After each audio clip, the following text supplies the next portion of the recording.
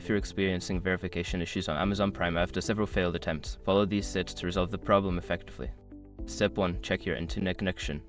Ensure that your device is connected to a stable internet connection. A weak or intermittent connection can cause verification issues. Step 2. Clear browser cache or app data. If you're using a web browser, clear the cache and cookies. If you're on the app, clear the app data or reinstall the app to eliminate any corrupted files that may be causing the issue. Step 3. Use a different device or browser. Try accessing Amazon Prime on a different device or using a different web browser. This can help determine if the issue is device-specific. Step 4. Verify account information. Before starting recovery, use the srock.com link in the description to open the account recovery checklist generator and make sure your verification details are ready.